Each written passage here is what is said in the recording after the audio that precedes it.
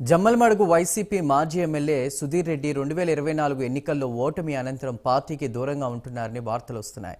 Party అధికారంలో ఉన్నప్పుడు ఎమ్మెల్యేగా ఉండి అధికారం లేకపోతే కార్యకర్తలకు దూరంగా ఉండడంపై పార్టీలోనూ ఆయనపై వ్యతిరేకత వ్యక్తం అవుతోంది.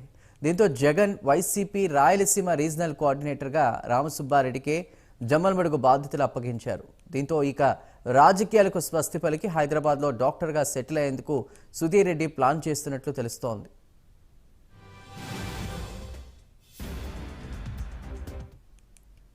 అందరికీ తెలిసినట్టే డిసెంబర్ 26వ తేదీ గతంలో అన్న జమ్మలమడుగుకు వచ్చినట్టు చెప్పినట్టే పునాది రాయి వేసేదానికి డిసెంబర్ 26వ తేదీ మన జమ్మలమడుగు వస్తున్నారు. మీకు అందరికీ తెలుసు అన్నకు ఎంత ప్రేమ ఉంది జమ్మలమడుగు అంటే. ఇక్కడే పుట్టారు, ఈ తాలూకాను అభివృద్ధి చేయాలి, ఈ తాలూకాలో మార్పు తేవాలనే ఇప్పటికీ మన తాలూకా అంటే ఆయనకి ఎంత ప్రేమ ఉంది, మన తాలూకా ప్రజలంటే ఎంత ప్రేమ ఉంది అనేది ఈ ఒక్క ఎగ్జాంపులే చాలు.